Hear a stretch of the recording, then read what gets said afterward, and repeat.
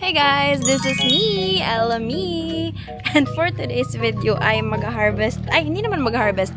Kukuha tayo ng pinya sa taniman ni Mama El using my newest camera, the DJI Osmo Nano.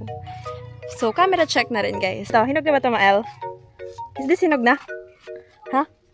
Paano ka nag-harvest, Mom? So, ito guys, hinog na daw yan. Ay, hindi pa hinog. And this is Mom. Ito ang pinyahan. Look at the pinyahan. Actually, konti na lang ngayon yung mga pinya kasi na-harvest na. Ha? Walang hinog? Kasi pag ginagawa mo ka, dali o yan arawan mo sana siya kaan. Tapos, sasama na siya. Oo, kung sa siyang mapupukdi. Oh, tingnan natin yung iba. Wala na nga. Yung, really? Oo. Try mo. Where?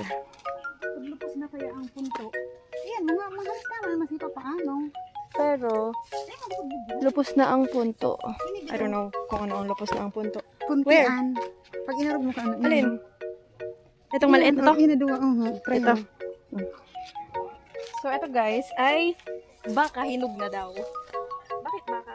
I-ano ko lang, ititiyat ko lang. Oo. Kasi, Pero maraming atin eh. pahig doon mo. Oo, hindi pa man sumasama. Pinata, nag-18 ininawara sa video.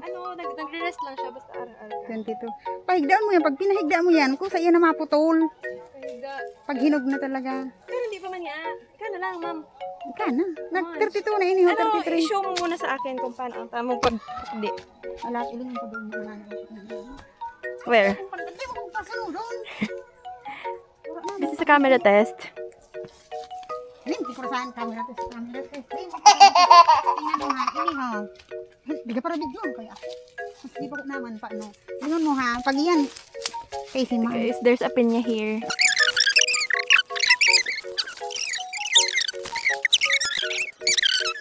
Where? Is this safe? Tapos, Nakatanis na. okay.